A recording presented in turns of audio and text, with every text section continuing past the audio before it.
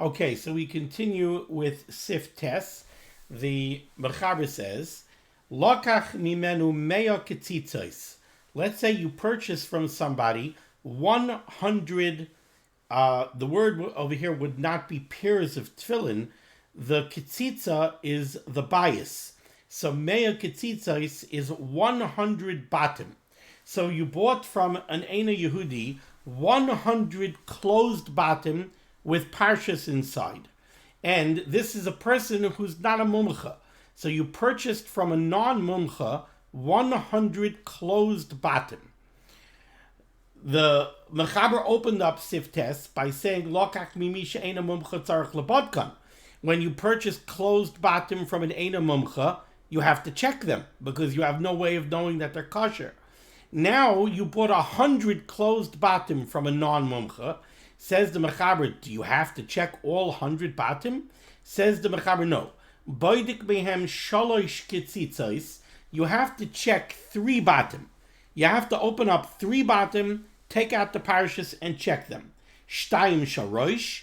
You could either do 2 shal roshes, va'achas shal yad, and 1 shal yad. Or shtayim shal yad, or you could do 2 shal yad, va'achas shal rosh, and 1 shal rosh. But you can't do, if it's a mixed batch of 100 closed batim, you have a mixed batch of shal roshes and shal yad, you can't just check 3 shal roshim. You have to check at least 1 shal yad also. Im mitzon kisherim, if the 3 that you open up are found to be kosher, huchzak zeho ish, now the person that sold them to you has a chazaka, v'harei kulam kisherim, and now they're all considered to be kosher, ve'ein hashar tzarich bedika, and the rest of them do not have to be checked. Okay, so what did we say over here? Again, the Mechaber opened up Sif Tes, and he said, you have to buy tefillin from a mumcha. What does it mean, a mumcha? It has to be somebody who knows what he's doing when it comes to yeseros and chaseros. He has to know how to write tefillin. He has to know which words are spelled with a vav, which words are spelled out without a vav, uchedaima. So when you buy closed tefillin, you have to buy them from a mumcha. So you can trust that the parshiyos that are inside those closed batim were properly written. In Sif Tes, the Mechaber said, what happened if you bought a closed bias from somebody who's not a mumcha? Well, then said the Mechaber, you have to open it up and you have to check it. Well, what if you bought 100 closed batim from somebody? Do you have to check all 100? Says the Mechaber, no. You have to check 3. If you check 3 and they're all kosher, then you could assume that all 100 are kosher. Now, why is that? How does that work? Let's take a look here at the Mishnah Berurah, Ois Cotton Chaf Beis. Ve'ein hashar. Once you check 3 of them, you don't have to check the rest. This is true if when you bought the 100 closed batim, the person who you bought them from, he told you, here's 100 closed batim.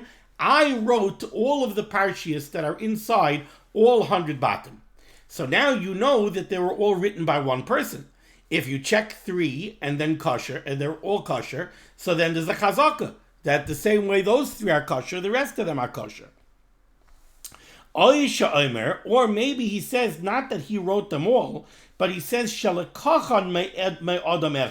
he tells you, I bought them from one person. So he's a middleman. He's selling you 100 closed batim, and he says, I bought them all from one person, v'talinon, and we assume we assume that person wrote them all. Since it's one batch, and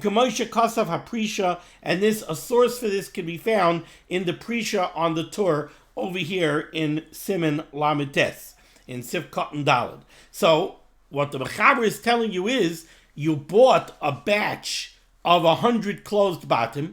Either you're buying it from a sefer who tells you that he wrote them all. He's not a sefer mumcha, but you opened up 3 and they were all kosher. So now you could falazach on chazaka, you could rely on chazaka and say, if those 3 are kosher, I could assume that all of the ones that he writes are kosher because he has a chazaka. You opened up 3 and they were all kosher. So you see, he wrote 3 batim of Parshias that are all kosher, so he has a chazaka. If he says that he bought them off of somebody else, we could assume that that someone that he bought them from wrote all of them, because it's all one bundle. And if you check 3 and you find them to be kosher, so again, the rest are kosher. Continuing in the Shulchan Aruch over here in Siftes, we're now 4 lines down, a little bit past the middle of the line. Vim lekachan tzivasim tzivasim. But let's say you bought a number of different batches. So you came into this fellow or to this middleman and, okay, here's a box of 100 batim, I'll buy that box. Here's a box of 100 batim, I'll buy that box. Vim lekachan tzvasim tzvasim. And you don't know that they were written by a mumcha, cheskasam me'anoshim harbehem lekuchim. Then you have to figure that they were written by multiple people. Lefikach boidek mikol seves. Now you have to take from each batch shtayim sharosh, 2 sharoshes, v'achas shal yad, and 1 shal yad, or shtayim shal yad, or 2 shal yad, v'achas sharosh, and 1 sharosh, and you have to establish a chazaka on each batch. Okay, says the Mechaber weiter, hamoicher tefillin. Let's say somebody is selling tefillin, v'amar, and he says, shahoyu shal adam gadol. Somebody comes and he's selling a pair of tefillin, and he says, oh, this pair of tefillin, you know who this belonged to? This was Rav Plini's tefillin. And he says that he's selling the tefillin that belonged to an Adam Gadol, an Adam Chashuv. He's not saying that he wrote them. He's not saying that they're kosher. He's not saying that he got them from somebody who's a mumcha. What he's doing is he's saying these were Rav Plini's tefillin. So he's saying that these tefillin belonged to an Adam Chashuv. Says the Mechaber, hamoicher tefillin va'amar shahayu shel Adam Gadol, nemon, he's believed, ve'enam tzrichem bedika, and the tefillin do not require bedika. Says the Mishnah Berurah, ois katan chav gimel, he says that they belong to an Adam Gadol, nire, it would seem, says the Chavetz Chaim, tehu adinim amar shelakachan mimamcha. The same halacha would apply if this fellow comes and he's selling a pair of tefillin, and he says, I got them from a Sefer Mumcha. You could trust him, and you don't have to check them. He's believed. Why is he believed? Why is he believed? This person says, these tefillin that I'm selling, they belong to Rav Pliny. Or he says, these tefillin that I'm selling, I bought them from a Mumcha. Why is he believed? Explains the Chavetz Chaim, he's believed because of a very great rule. The Eid Echad Nemon Be'isurin. Because the halacha is Eid Echad, a single witness, is Nemon, is trusted Be'isurin, in matters of Isser V'Heter. So here you have a case where you're dealing with an issue of Isser V'Heter.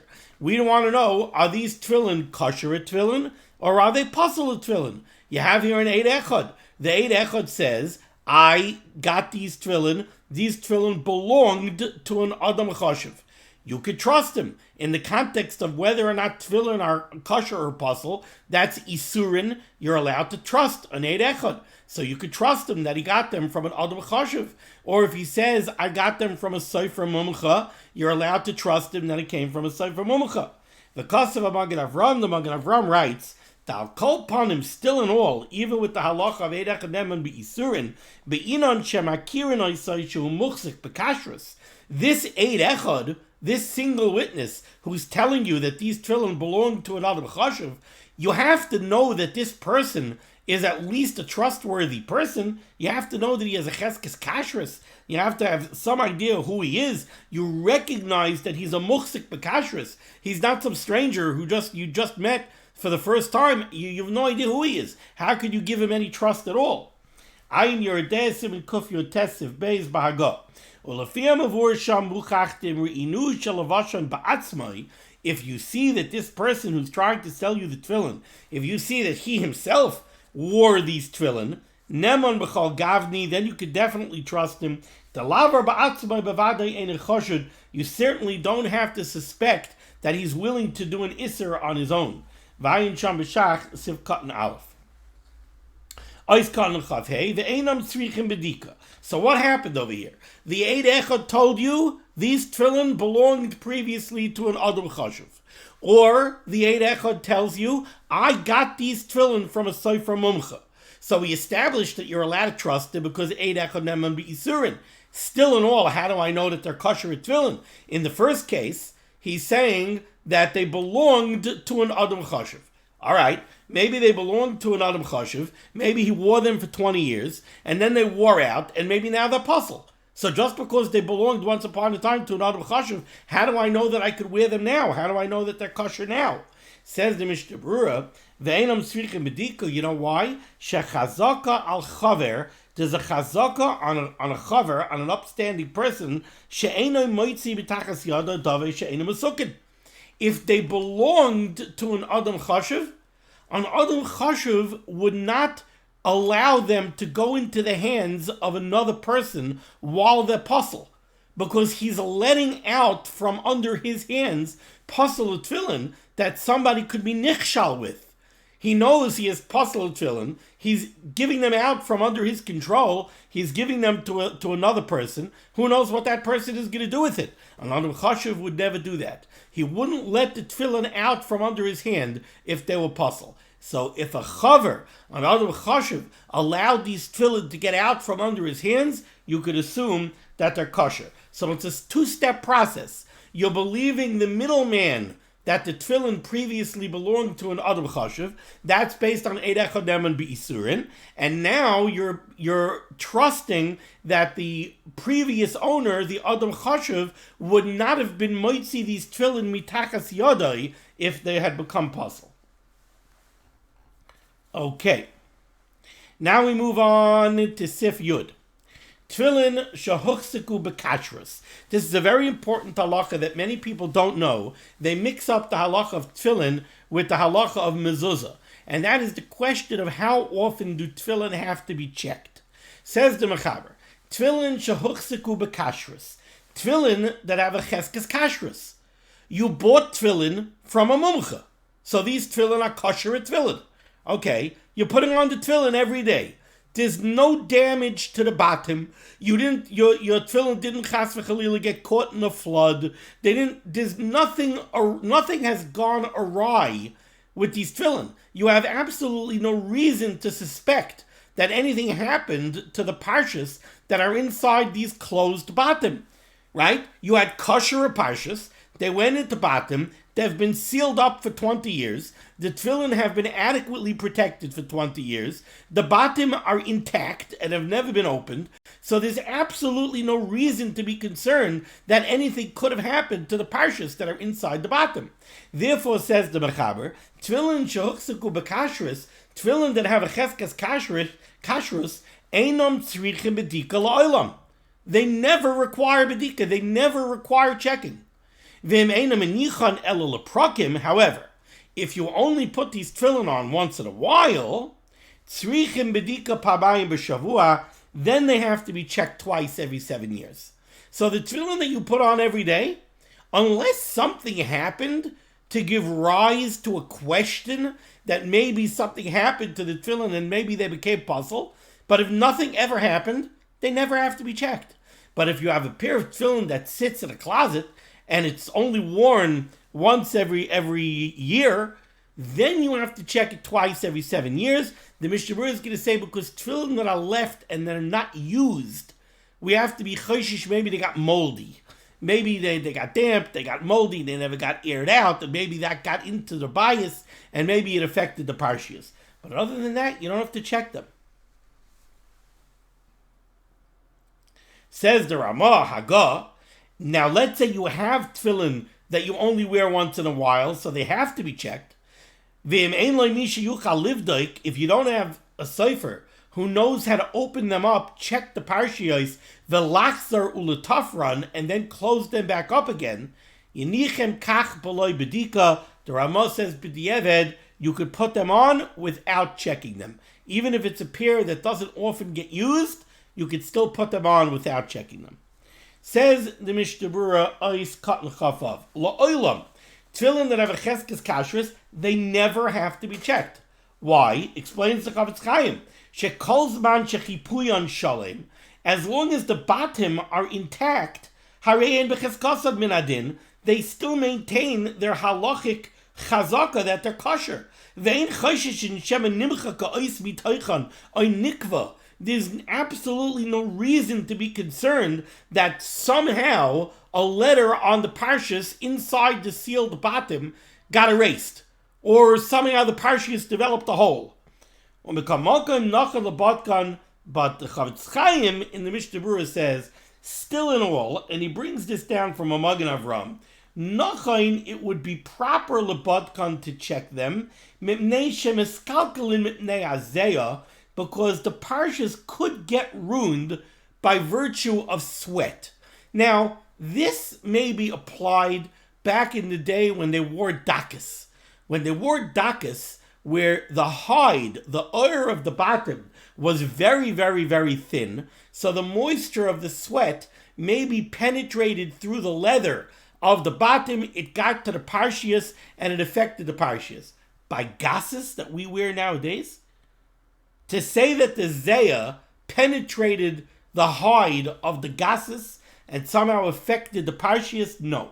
We're not concerned about that. Our gasses, if they have a cheskes kashrus, they don't have to be checked. However, if the hide of the bottom became torn, so the bottom became compromised, or the tefillin was subjected to a flood, they got wet, then you have to immediately check the tefillin, because then maybe the parshias inside the bottom got ruined. If the bottom are compromised, then we have to worry that the parshias got ruined. If they got wet, if they were in a flood, then yes, even though the bottom are sealed up, you got to cut them open, take out the parshias, and check the parshias. V'chol shetzarech bedika min adin, says the Chavetz Chaim, anytime you're in a situation where halachically the tefillin are required to be checked, so something happened to give rise to a shaila that now you have to check the tefillin, ve'ein loy misha yivdok v'yitvar, and you don't have anybody who's capable of checking them. You have to cut open the bottom and then re-sew them. You don't have anybody available to do it. Menicham b'loy bracha. Chavetz Chaim says in that case, you put on the tefillin without a bracha. Because in this case, you can't rely on the chazaka that they're kosher, because something happened that goes against the chazaka. While the bottom are intact and everything is sealed and nothing went awry with the tefillin, so then there's a chazaka. But if they got flooded, or if the bottom got cut open, so then there's no longer a chazaka. So too, if you kept the tefillin in a very damp place, also they have to be checked. The Mechaber said if you have tefillin that you only wear leprakim, if you only wear them once in a while, then they have to be checked twice every 7 years. Why? Because then we have to worry about mold. The Ramah said that if you have tefillin that you only wear once in a while, so halachically they have to be checked twice every 7 years, but you don't have somebody capable of cutting them open, checking them, and re-sewing them properly, then the Ramah said you could put them on without checking them. But the Ramah doesn't mention should you make a bracha or not. Says the Chavetz Chaim, from the Chayodam it's mashma that in this case of the Ramah, where it's a pair of tefillin that you only wear once in a while, so you're worried about mold, but still in all, nothing has happened. We're not talking about a case where the bottom got flooded, or where they got cut open, or something else happened to compromise the tefillin. The tefillin are fully intact. Just since you don't wear them so often, they don't get air circulated around them, maybe they got a little moldy. So in that case, if you can't find a sefer, the Ramah said wear them the way they are, says the Chayodam, and you can even make a bracha. We have nothing here that we see that gives rise to an act of shaila. That's different than if they got flooded or if the hide of the bottom became compromised. Over there, you can't make a bracha. Says the Chavetz Chaim, finally, if you find tefillin in shemus, below ritzuas, they don't have any ritzuas, upsuchim, and they're cut open, yesh lachush yesh lem psul nistar. So you went into shemus, and you found tefillin, and they have no ritzuas, the bottom are opened, you took out the parshias, they look beautiful. You check them, everything seems fine. So you want to say, look, I found a beautiful pair of tefillin. I'll take them, I'll put in ritzuas, I'll wear them. Says the Chavetz Chaim, no. You have to worry about a psul nistar, a hidden psul. What's a hidden psul? Well, I'll give you a hidden psul. Let's say you find a shalyad, and it looks like a beautiful shalyad, but you don't know that it was written shaloi kisidron. You have no way of knowing now that it was written shaloi kisidron. Maybe it was thrown in shemus, because they discovered, the Sefer said, I wrote it shaloi kisidron. So it's puzzle. So they put it in shemus. That's a psul that you can't tell by looking at the parsha. So you have to be choshed. If you find tefillin in the geniza, in shemus, in that condition, without ritzuas and cut open, then you have to worry that there's a psul that you can't see, and therefore you can't use them. But if you find them in a bag with the ritzuas and everything else, then the Chavetz Chaim says you don't have to be choshish and you would be allowed to wear them. Okay, we're going to stop over here. Thank you so much for joining me for limud HaTorah. This was limud HaTorah should be making against Klal Yisrael. Rabbi Shem should say Yeshua's refuahs parnasat sheduchim to all those in need, and we should be zeichet to see the BSK Tzedek b'meher v'yameinu amen. Be well.